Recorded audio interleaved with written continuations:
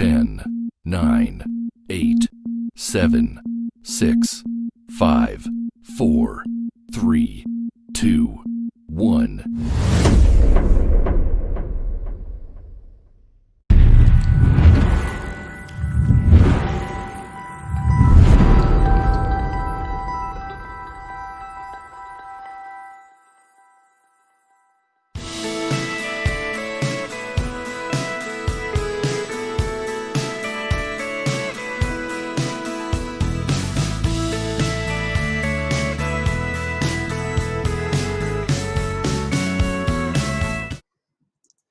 Hi and welcome to Dax Chats, and on the episode today we have an Australian who went over to the USA many years ago and did university in Boston and Texas and started releasing music and spent a lot of time in Nashville as well. Now living in California, I'm talking about none other than Kate Russell, and today Dax Chats to Kate Russell. Here she is.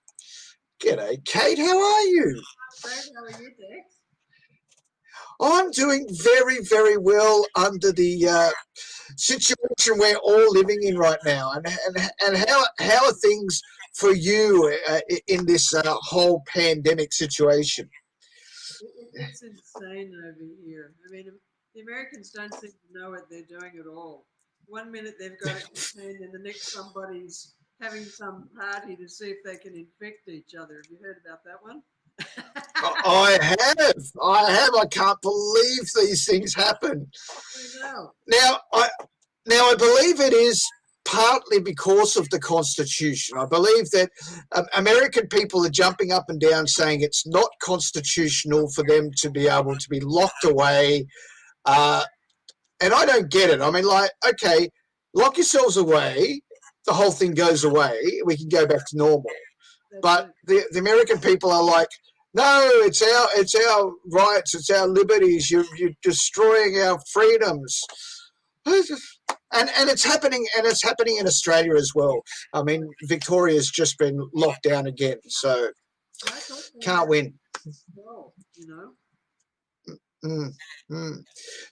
So tell us about your journey, because you're an Australian and you've left Australia, moved over to the United States, gone and studied in, as I said in the intro, in Boston and then in Texas, and then spent lots of time in Nashville before moving to the West Coast. Right. Tell us your story. Well, let's see. Where would you like me to start? From the beginning, where do you come from in Australia, and when did you leave Australia, and what was the idea of the journey? I grew up in a little town called Cronulla, which is one of the southern suburbs of Sydney. And I know, I'm from Bankstown. Oh, you're from Bankstown? Really? That's great. No. Yes. Yeah. Bankstown, I know Cronulla. Yeah. So we had a band, and I performed in clubs and pubs around Sydney in my early teens, and then applied to go to college over here and got accepted to Berklee College of Music in Boston. And stayed there and then graduated, and then decided to go to graduate school just to have something to fall back on, I suppose. Then went to University of North Texas, studied composition, and primarily went there because one of the guys I most admired was this jazz educator called Dan Hurley, and so I wanted to study with him, so that's why I went in the first place. And then from there, went back to California, started gigging again, and then ended up with a management contract in Nashville, and found myself flying back and forth for the next 4 years. And playing CMA Fest a number of times and doing national radio tours and all that kind of thing. And so that's basically in a nutshell. Excuse me, frog in the throat. I'm still getting over the flu. So that's basically it in a nutshell. Now you haven't released any new material. Like we've got one of your songs from the latest album, the Country Thunder Network, but you haven't released anything since 2016. What's happening with you? What's coming? Well, there's a new album in the work. Oh, is there? Oh, we're looking forward to that then. And here's the other thing. We've been promoting it here, but we've also been in Europe. And at this moment, it was great to create the art and then find when people embraced it in the UK especially, we got added to 70 radio stations, including Radio Caroline, which is a very historical story in the radio world. Right? So that was a nice thing lately. And then this new album is in the works. I've got another 5 tracks to write, and then that should be done. So that's the plan. It takes a while to write them, but doesn't it? especially under the current conditions. What are we writing about? I'm locked away. I've got no one to play with. We've got to be careful where we go. Yeah, that's right. I find it really interesting that people are still releasing music right now. It's because like. The things that I've heard come out of America are things like Big and Rich with their song "Stay Home," Luke Combs with his song Luke Combs with his song "6 Feet Apart." Like that's all we're writing about these days. Or all there's these big Canadian artists that are saying "We are one." And how we're all together supposed to help each other out and make this thing go away. Me personally, I don't think it's going away. I really don't, because I live in China, as you know, and it hasn't even gone away from here. Like it's in much smaller numbers than what it started off, but it's back, and it keeps coming back. So. I don't know. I don't think it's going away from anywhere just yet. So and I don't think there's going to be a miracle cure.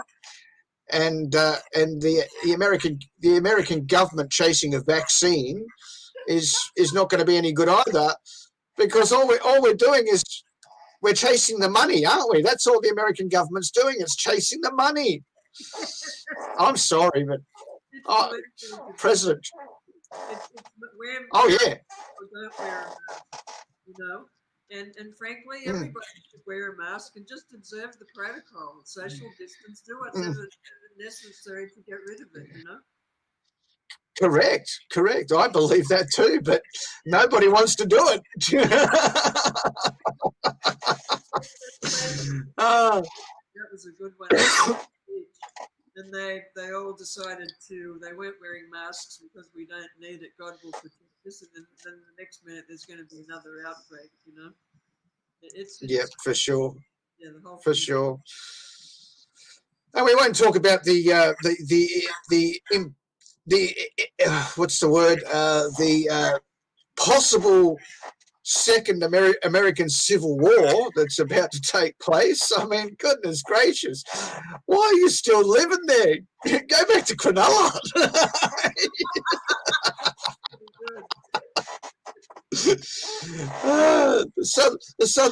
The southern beach is just wonderful. I love it. Oh my God. I hate to think what's going to happen in November. I really do.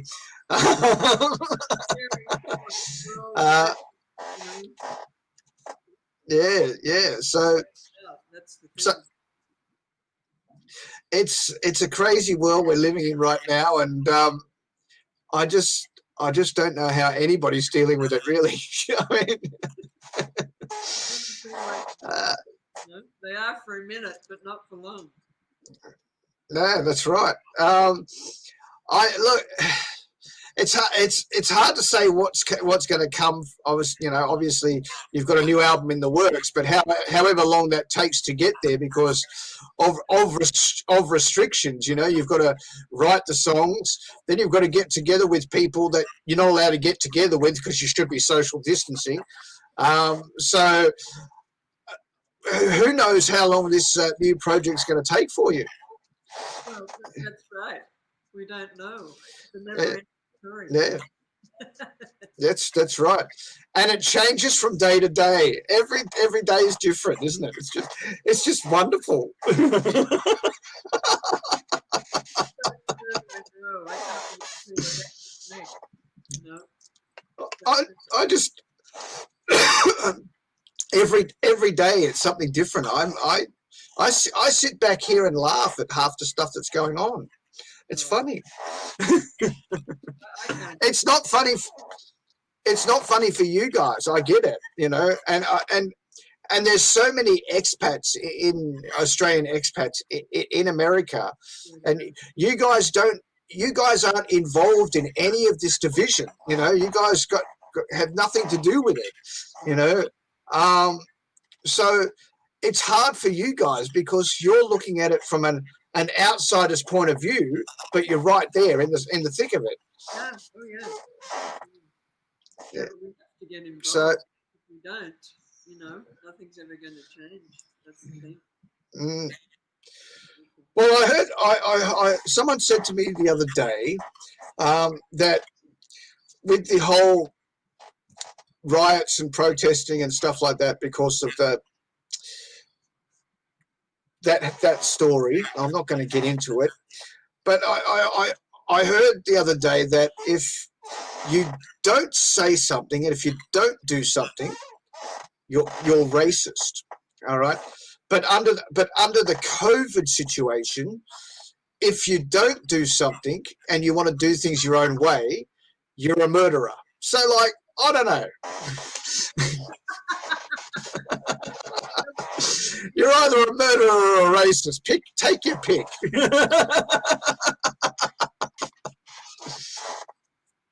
It's just, I really don't get America. I don't. I'm sorry.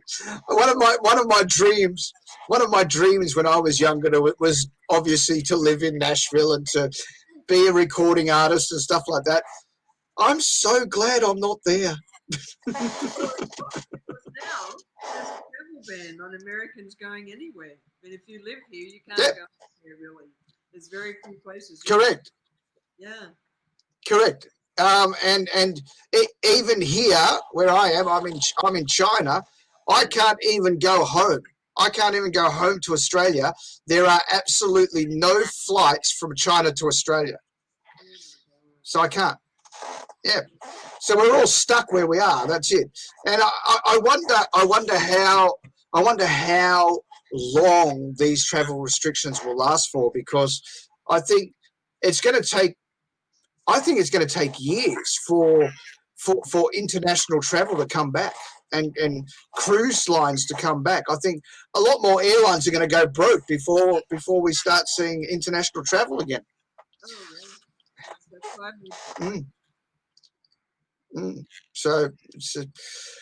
So musically, what do you see on the horizon for yourself? Are you doing any live virtual streams and stuff like that?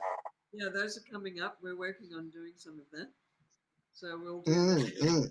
Obviously, any touring's off the table, but I've been lucky. I've toured with a lot of my musical heroes like Leon Russell and Dave Mason and Pat Benatar and Lone Star. I've done all those things. Big and Rich. Yeah, you've done. Yeah, Lone Star, Big and Rich. The one that you didn't mention was John Lee Hooker. Wow, that would have been impressive. Yeah. Hey, that would have been impressive. Yeah, he's amazing. So yeah. I've done those things. So I guess if I'm stuck at home for a while, I've had my moment in the sun there. So we'll see what happens. Yes. Yeah, this yes. Day by day, Yeah, for sure. It's. I don't know. Do you think there's space in the virtual world these days? Because everybody is doing it, right? So like everybody's going live. All the artists, even in America, it's hard to keep up with who's live when. It's because there's so many musicians in the live space right now. So do you think you're going to have an impact if you do a virtual thing? I think you'll have an impact with your actual fans, but beyond that, I don't really know. Basically, as an artist, you create your own world of people that enjoy what you do, and those are the people that would appreciate it. And then hopefully you always keep looking for new people to discover what you're doing. So, Correct. And hopefully the virtual world allows you to do that, because obviously we play on the Country Thunder Network. We play out to 50, on average, 50 countries a day, and we've spoken to artists that, like, in little known countries, like artists in New Zealand, where their music doesn't get out, and suddenly their Spotify playlists are booming because they've had people from Brazil listening to their music, and they've had people from, all these strange places. And I turn around and go, well, we play in Brazil, we play here, we play there. It's like radio's a big part of it now. Like, radio's huge. I think now that this COVID thing is happening, it just shows how important radio is to get the music out there.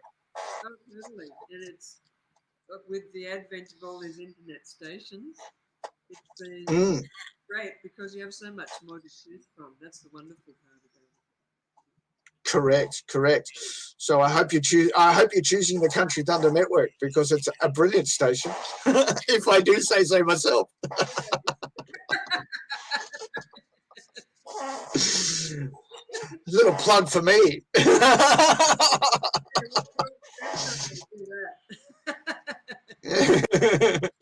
Well, we're having a wonderful time, and I didn't realize how, because the whole station and all of this that we're doing now with the Dax Chats and everything, it all came out of the pandemic. So I was sitting at home going, oh, I'm locked in my house. My wife's here. My son's here. We're all locked together. What am I going to do? I got to do something. And so I just went back to what I knew and created a radio station right here at home. I'm like, yay, beautiful. So I have my little studio away from the rest of the family, and I do all my work. I'm just loving it. That's actually working out well. It is. I mean, we're not in lockdown anymore. My wife's gone back to work, but I'm a stay-at-home dad. So I stay at home. I do all the radio stuff and look after my son during the day. And then at night time, when she's home, I come back here and do more radio stuff. So. Well, that's a good arrangement. It sounds like, yeah. It is. Excuse me. The only thing we've got to do now is monetize it, but that's a hard position in itself, because I'd like to monetize it, but because of the pandemic, nobody's working, so nobody's got money. So it's very hard to even put feelers out for people that want to advertise on the station or sponsor the station or anything like that, because nobody's got money. So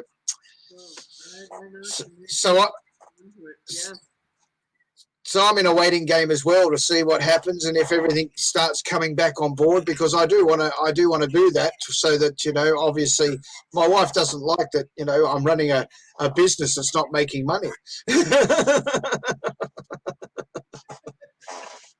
Well, that can be stay with it. It takes time. Time for everything. It does. Correct. Unless you're the CEO of Spotify. Have you seen his latest report?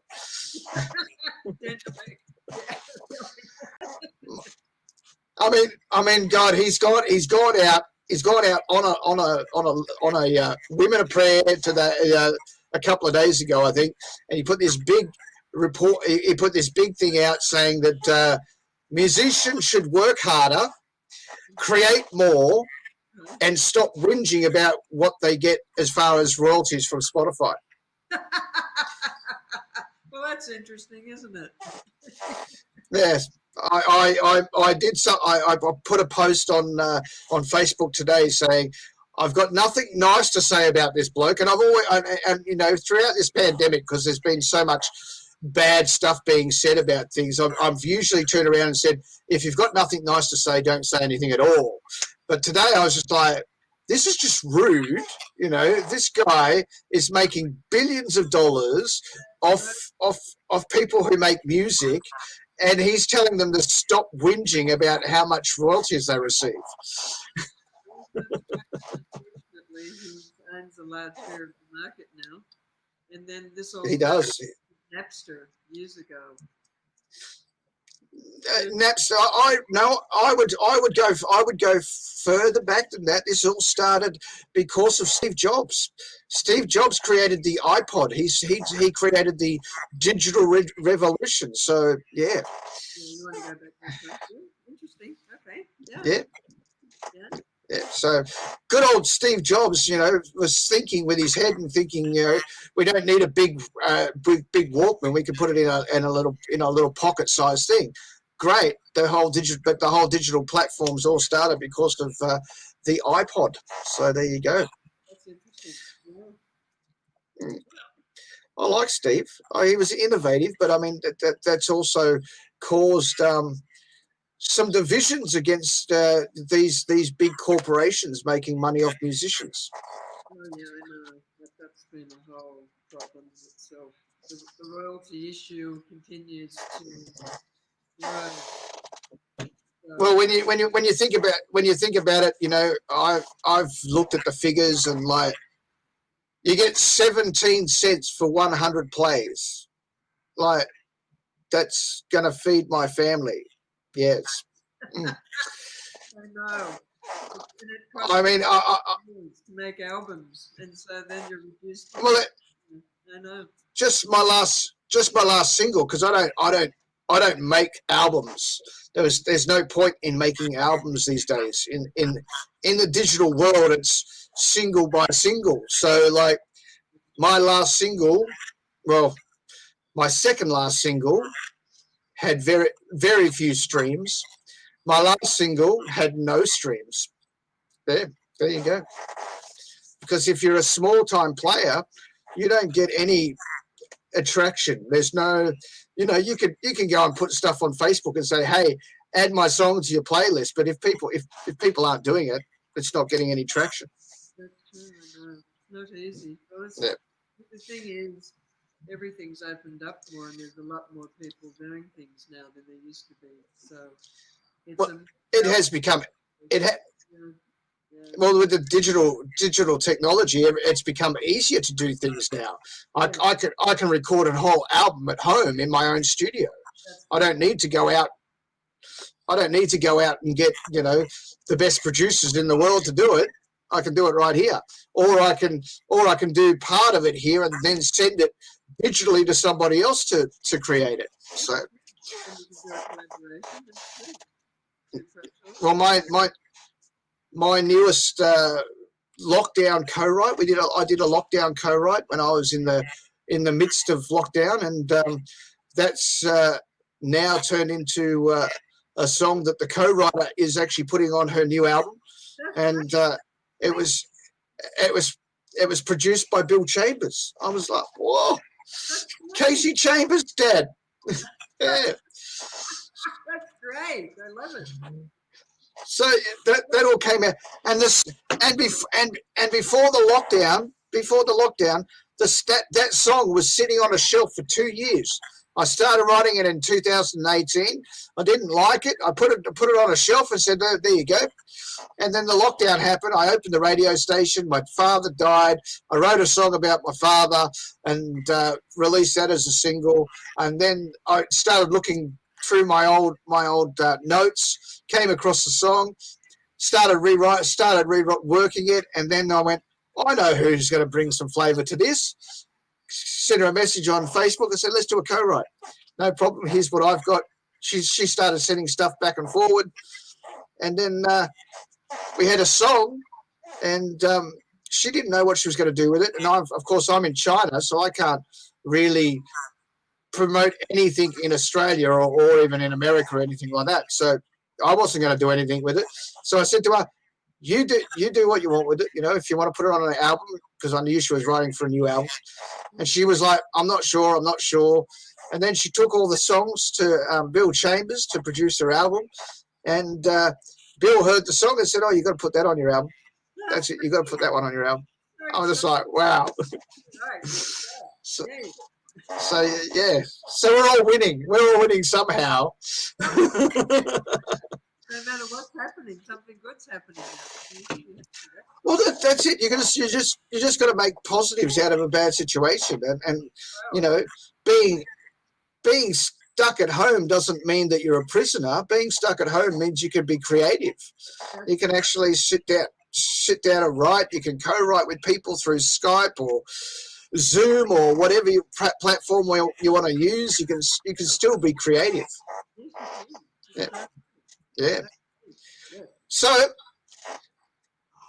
I hope that everything eases up in America at some point. I keep looking at the numbers every day, and most people say that the numbers aren't real. I'm hearing stories from doctors out of Florida that say that they're overstating the actual numbers to make it sound scarier than it actually is. I don't know if that's true. There's doctors that have come out and said they've got the cure. You know, you only have to use these things. It's only going to cost you $200. You know, like, I don't know. I can't say. Have a cure for it. For me, it's the most efficient virus. It's like a biological weapon that has no weaknesses. You know what I'm saying? Yeah. Well, now that is another conspiracy theory altogether, isn't it? I have touted that once or twice in this whole period of time that it could have been a biological weapon. That is also something that is for consideration, and I think Donald Trump is looking into that. That's a pretty scary thought, just all up by itself. It is, and where that part of things is concerned, if it is thought to be a biological weapon, because I can't see where it came from a bat in a wet market and then affected millions of people worldwide. I can't figure out how that could happen. All right, so yeah, it's the story doesn't add up at all, right? So my problem with that is, if it is such a thing as a biological weapon, which we hope to God it's not, and with the looming presidential election in November, here's the biggest conspiracy theory of all time for you. If Donald Trump wins in November, because elections can get doctored, we know that. But if Donald Trump wins in November, we are heading into World War III. Oh yeah, that's a very good theory to have. It's been touted that he's moving faster than Hitler ever did. That was one comment Correct that I think is right on the money, really.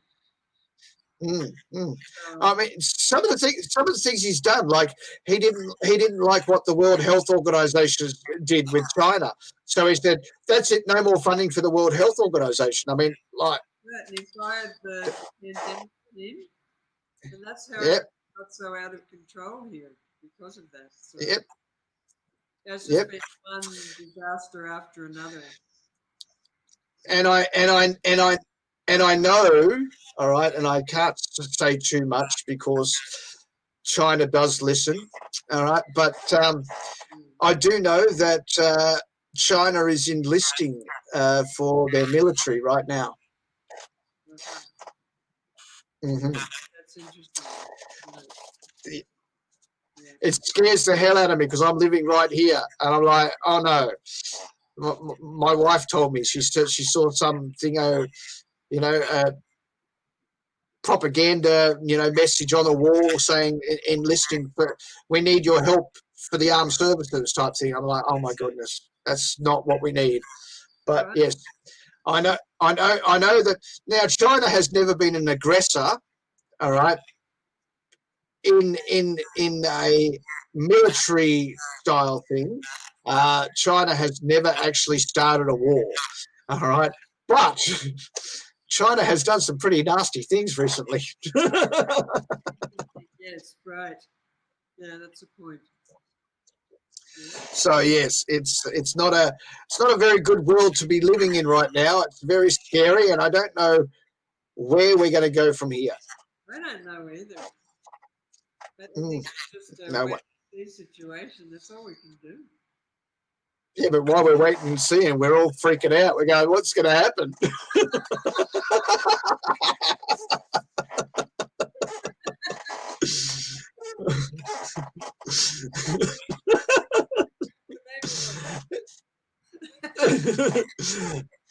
Oh, your neighborhood went in 2016. You know that.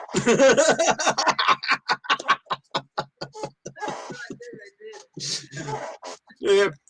All right. Kate, it's been wonderful to talk to you. Look, I do hope that things get better with the pandemic in the United States, and I do hope that you get on to being able to record your new music. But until then, we've got some tracks from your 2016 album playing on the Country Thunder Network right now. I appreciate that, Dax. And for anybody who's listening, you can find me on Spotify, Apple Music, and Amazon.uk, etc. Cool. All of those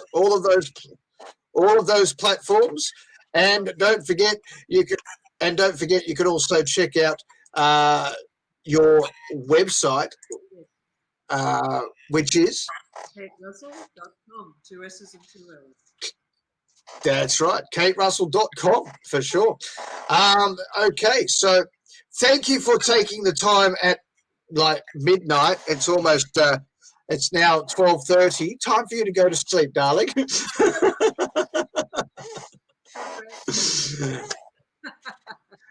So you have the pleasure to meet you. No worries. That was great. Yes, in virtual person. Yes. That's right.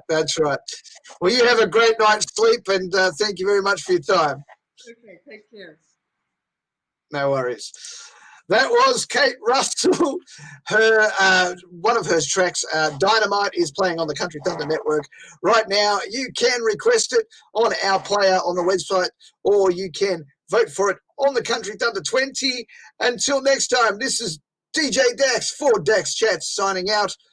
We are proudly supported by Neon Horse in Stanhope, Victoria. See you later.